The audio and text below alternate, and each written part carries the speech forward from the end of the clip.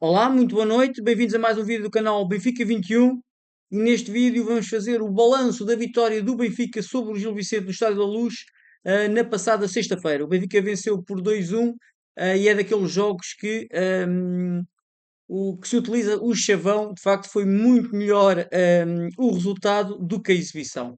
Portanto, vencemos por 2-1, mas de facto a exibição foi muito pobre, foi terrivelmente pobre. E por que não dizê-lo, tivemos muita sorte em levar aqui os três golos. O Gil Vicente foi melhor em quase todos os parâmetros do jogo. Daí o título que eu coloco aqui, uma vitória que não merecemos. Mas pronto, também há muitos jogos em que o Benfica não ganha e que merecia a vitória. É o futebol, e em geral é um jogo que a sorte tem uma importância muito grande. Embora no futebol, eu diria que uh, a sorte tem uma importância muito grande, mas não é o fator mais importante. Bem, aqui os dados, os principais dados estatísticos, aqueles que eu estava a dizer que o Gil Vicente teve melhor em tudo, teve mais posse de bola em pleno Estádio da Luz, o dobro de remates à baliza, no total de remates 16 do Gil Vicente, 10 do Benfica. O Benfica não teve cantos, há não sei quantos anos que o Benfica não tinha um jogo sem cantos aqui no Estádio da Luz. E o gol esperados, a tal estatística que eu gosto muito, o Benfica 1.53 com um penalti, o penalti de facto faz aumentar os golos esperados em muito, e o Gil Vicente, mesmo assim, com 1.68 golos esperados, ou seja, acima do nosso Benfica. Estes dados aqui são do 0-0. Relativamente aqui aos jogadores que mais sobressaíram no Benfica, acho mal aqui o Richard Rios, mas já vamos falar a seguir. Mas o Luque Bacchio sim ajudou muita equipa enquanto teve pernas. O Pavlidis foi o melhor jogador do Benfica, marcou dois golos. O Trubin, também dos melhores, com muitas defesas de nível de dificuldade elevado. E depois quase tudo aqui a laranja, mas isso já vamos falar um bocadinho mais à frente. A classificação depois deste jogo, portanto, ao final de sete jogos, o Benfica está em terceiro lugar, a um ponto do Sporting e aqui também a um ponto do Porto, mas o Porto com um jogo a menos. Portanto, se o Porto ganhar este jogo que tem atraso, fica então com 21 pontos na frente, seguido pelo Sporting, que tem a derrota com o Futebol Clube Porto, e logo a seguir o Benfica com 17 pontos. E destacar também aqui o Moreirense e Gil Vicente com um excelente início de época. Hum, Vamos agora então aqui falar um bocadinho sobre as notas dos jogadores do Benfica. Portanto, foi uma exibição coletiva muito fraca, a nível técnico, a nível tático, a nível coletivo e também a nível individual. Por isso aqui os jogadores não podem ter de facto hum, grandes notas. Mas Turbino foi um dos principais responsáveis. Eu diria que ele e o Pavlidis foram os maiores responsáveis por esta vitória do Benfica. Fez de facto defesas muito importantes, a começar logo no primeiro minuto, defesas com nível de dificuldade elevado, como eu disse, e portanto não tem sido por ele, na minha opinião, que o Benfica não tem ganho os jogos anteriores. hum, e ele está ao nível, de facto, é dos jogadores que está num nível superior, podemos dizer assim, isso poderemos falar desta maneira. Defesas centrais, o Otamendi também fez muitas recuperações, eu vou falar disso um bocadinho mais à frente. O nosso capitão recupera muitas bolas e vê-se que é um líder, ele vai a todas de uma maneira, de facto, hum, fantástica. Esta situação dele ir muitas vezes à queima pode prejudicar o Benfica, é verdade. Porque muitas bolas que ele vai à queima não as ganha e depois desequilibra a equipa. Mas isto devia ser contagioso para o resto da equipa. Esta vontade de ganhar. Depois, ele que ganhou o campeonato, ele é campeão do mundo de seleções. Ele não tem nada a provar já e em cada jogo parece que é o último jogo da vida dele. E de facto o Otamendi merece os meus parabéns. O António Silva, bem, o António Silva começou de facto bem a época, fez muitos jogos seguidos, muito certinho, mas depois o jogo da Liga dos Campeões falhou, depois contra o Rio Ave melhorou, mas neste jogo ficou outra vez, ficamos outra vez com a ideia que ele de facto está muito nervoso. A qualquer momento, a ideia que eu tenho é que a qualquer momento ele pode falhar. depois até a sair a jogar, hum, quando ele tentou sair a jogar para fazer aqueles passes para o meio, agarrou-se muito à bola e depois metia-se em dificuldades grandes. E está mais do que na hora, atenção, está mais do que na hora de colocar o Tomás Araújo. E não é de colocar o Tomás Araújo a defesa esquerda ou a defesa esquerda, a defesa direita ou a defesa esquerda, como o Mourinho colocou agora. Não, é colocar o Tomás Araújo na posição dele, que é, neste caso, o lugar do António Silva. Porque senão o que se vai fazer é que o Tomás Araújo, isto prejudica o Tomás Araújo, que ano após ano não tem uma época inteira a jogar ali a central, que merece de facto essa oportunidade e também prejudica o Benfica. O Dedić perdeu tanta bola. Ele desde que voltou da lesão, não sei se por questões físicas, por questões, sei lá, psicológicas, não voltou o mesmo Dedić, não parece o mesmo. E perdeu de facto muitas bolas. E a defender também teve muitas dificuldades. Na esquerda, o Dal, eu diria que é mais do mesmo.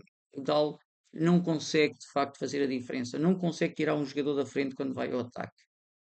Não consegue tirar um cruzamento como deve ser, um cruzamento perigoso. E a defender também tem muitas dificuldades, principalmente quando os adversários tentam entrar em velocidade. Aursens, bem, o Aursens, há quem diga que é o elefante na sala. Porquê? Porque não se- o que dizem é que não se pode falar mal do Aursens. Não é isso.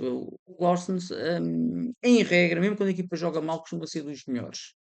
Nos últimos jogos, se calhar não tem sido esse o caso, talvez por estar sempre a mudar de posição, talvez por estar também muito cansado fisicamente. Eu acho que ele está muito cansado fisicamente também, e se calhar desgastado até psicologicamente, mas vê-se que não tem aquela intensidade que já teve. Nunca foi um jogador rápido, mas foi intenso, de recuperar a bola, intenso e inteligente, e é isso que tem faltado agora. Não está tão intenso ali a tentar morder calcanhares dos adversários na pressão, e depois também não está tão inteligente quando é para sair a jogar. Portanto, é um jogador de facto fundamental no Benfica em várias posições, mas que não está de facto a render. O Rios, portanto, também vou falar mais à frente das bolas perdidas, mas o Rios, a nível atacante, eu já sabia disso. O Rios não se pode comparar, por exemplo, ao Cockchu, que na altura foi para ele.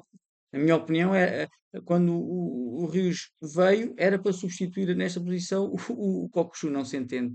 Não tem a mesma técnica, não tem a mesma criatividade, muito longe disso. Portanto, se ouvirem agora um cão a ladrar, eu peço desculpa, é o Kiko, o meu cão, que deverá estar ali a ladrar para algum amigo e peço desculpa por isso. Mas voltando aqui ao Rios, portanto, a atacar muito pobre, e o problema é que a defender também falta-lhe muita cultura tática. Ele muitas vezes sai a pressionar quando não deve, é facilmente ultrapassado, aí sim faz lembrar o Kokushu e desequilibra a equipa e depois perde de facto muitas bolas. Sudakov teve muito pouco em jogo, não fez, que eu me lembro, um passe decisivo, não, ahm, acho que não demonstrou nenhuma magia, correu também muito atrás da bola, portanto foi um jogo muito difícil aqui para o Sudakov. Luke Bacchio,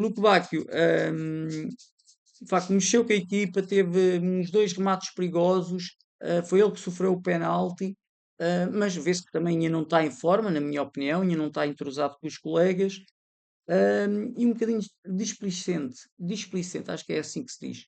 Ou seja, quando perde a bola, não é muito de vir a correr para defender, eu acho que ele aqui deveria ter um compromisso defensivo maior para ajudar a equipa, mas pode ter sido impressão minha, mas quase certeza que vai ganhar o lugar quando estiver bem fisicamente. O Sheldrup, tenho muita pena dizer isto, porque o Sheldrup era um dos meus jogadores preferidos. Eu estava sempre, até cheguei a dizer que ele deveria chegar, quando o Turkoglu teve uma fase comprida de maus jogos na época passada, eu estava sempre aqui a exigir, entre aspas, nestes vídeos, a presença do Sheldrup, a substituição do Sheldrup, e o Bruno Lage nunca de facto apostou muito dele. Agora parece que começa a compreender um bocadinho, e até pelas palavras do Bruno Lage, porque o Sheldrup tem muitas dificuldades em ajudar na defesa e depois na frente não tem a velocidade que deveria ter, a velocidade exigida. Eu vi isso em duas ou três jogadas que os defesas do Gil Vicente ganhavam em velocidade ao Sheldrup com uma grande facilidade. E depois, tecnicamente, as coisas também estão a sair mal. A bola vai ter com ele, mas não, quando ele tenta fazer de facto uma finta, parece que a finta também é sempre a mesma, vir para o meio, falta-lhe ali qualquer coisa e de facto é um dos problemas que o Benfica vai ter, é provavelmente aqui no lado esquerdo, que não estou a ver quem é que possa jogar aqui, eventualmente o Orsens. Por fim, aqui o Pavlidis. Pavlidis, eu acho que quando ele joga sozinho, sem a companhia do Ivanovic, é mais perigoso. Ele também lutou muito, perdeu muitas bolas, é verdade, mas lutou muito. Também ganhou muitas bolas. Marcou os dois golos, um de penalti, continua a marcar muito bem os penaltis. E de facto, diria que também é um dos jogadores do Benfica em melhor forma, um bocadinho a lutar contra a maré. Os jogadores que entraram na segunda parte, o Tiago Araújo, o Tomás Araújo, peço desculpa, teve algumas dificuldades ali, foi já na parte final, mas algumas dificuldades para conter os, os jogadores do Gil Vicente e a velocidade dos jogadores do Gil Vicente, mas não comprometeu. O Barreiro também deu ali energia ao meio campo, né? Não deslumbrou, obviamente, mas deu ali uma boa energia ao meio campo. Eu diria que está aqui entre o 2 e o 3, ehm, porque ajudou de facto muito ali, recuperou algumas bolas. O João Veloso entrou, nem tocou na bola, foi mesmo nos segundos anteriores, ao final do jogo. E o João Rego, o João Rego teve muitas dificuldades também em entrar no jogo, ajudou de facto a defender, mas não conseguiu esticar o jogo, não conseguiu tirar nenhum coelho da cartola. E de facto é quase um presente envenenado colocar um jogador com estas características num jogo com estas características. O Ivanovic também tentou esticar o jogo, ele entrou primeiro para a direita, ali para tentar esticar mais ou menos o lugar que estava a fazer o Luke Bacchio, para tentar esticar o jogo, mas de facto ele não é extremo, obviamente. No outro jogo foi extremo esquerdo, neste extremo direito, pelo menos a partir daí tem de facto muitas dificuldades, mesmo a nível técnico, de jogar nestas posições, mas lutou. Tem aqui a nota 2. Para finalizar, os pontos positivos e negativos. Pontos positivos, como eu já tinha referido, as exibições do Trubin, que fez 7 defesas, de facto, e algumas delas muito importantes e muito difíceis. A exibição do Otamendi, que ganhou 8 duelos dos 9 que disputou, portanto, ganhou quase todos os duelos. Deve ter sido o jogador que mais duelos ganhou. E a eficácia ofensiva, que o Benfica marcou 2 golos, afinal, em 1,53 golos esperados. Pontos negativos há muitos. Eu se calhar podia pôr aqui o dobro destes pontos, mas para o vídeo também não ficar muito grande, colocar aqui os que eu considero os mais importantes, portanto, das piores exibições da época, e é difícil, de facto, ser uma das piores exibições da época, porque têm sido muito negativas. Mas esta foi, de facto, uma exibição muito pobre, muito tristonha, com muitas dificuldades. Provavelmente isso foi provocado em vez por um grande desgaste físico e psicológico dos jogadores, aquela pressão de início da época, de terem tido pouco tempo para descansarem, de férias, depois terem que ganhar logo, terem que disputar logo uma final, a Supertaça, terem aqueles 4 jogos muito importantes para o acesso à fase de Liga da Champions. Portanto, isso desgastou não só fisicamente, mas também psicologicamente. E depois, as coisas não saem bem, os resultados não aparecem, a confiança começa a diminuir. E tenho a certeza que, eu critico muito a qualidade de alguns jogadores, mas tenho a certeza que eles estão a demonstrar menos do que aquilo que sabem, e de certeza. Depois, estes dois jogadores para mim foram ehm, entre os maus foram os piores, diria eu. O Rios com 14 perdas de bola. Deus queira que o Rios ainda nos venha a surpreender. Mas é muita bola perder 14 bolas e o Dedic 13 perdas de bola. Portanto, não há equipa que aguente ter dois jogadores que percam tantas bolas. O plantel desequilibrado e mais fraco do que nos anos anteriores, não vou estar a alongar-me aqui, porque já falámos sobre isso noutros vídeos, se quiserem podem ver.